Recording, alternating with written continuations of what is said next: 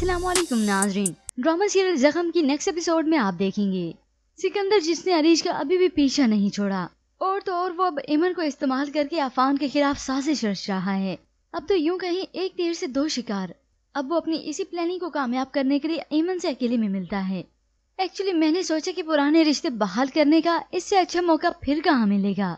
सिकंदर चूंकि अब एमन को बहुत बड़ी अमाउंट दे चुका है, तभी वो उस घर की खबरें यहाँ पर आकर देती है और नाम ये करती है कि उसे बहुत अच्छी जॉब मिल चुकी है। अब एमन सिकंदर को अफान के मुतालिक बताती है कि वो अरीश के लिए रिश्ता भेज चुका है, वो उसी से शादी करना चाहता है। मगर अभी ये मामला मालूम नहीं कि अरीश ने तो साफ इनकार कर दिया, बल्कि अपने घर से चले जाने का भी कह दिया।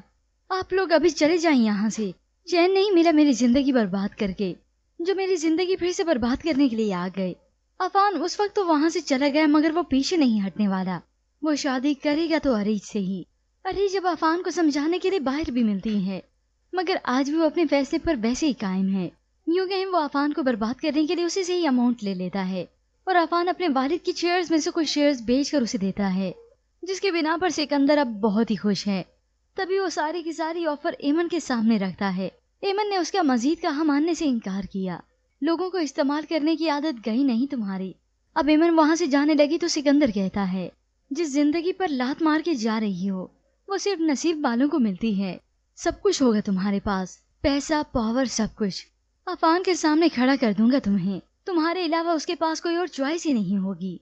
अब ये बात सुनकर एमन सोचने पर मजबूर हुई तो सिकंदर दिल ही दिल में खुश होता है कि मेरी गेम का हिस्सा बन गई ना, तो अब ये भी मेरे इशारों पे नाचेगी। होप सो बहुत जल्द यही सिकंदर पछताएगा और सिर्फ खाली हाथ ही रह जाएगा।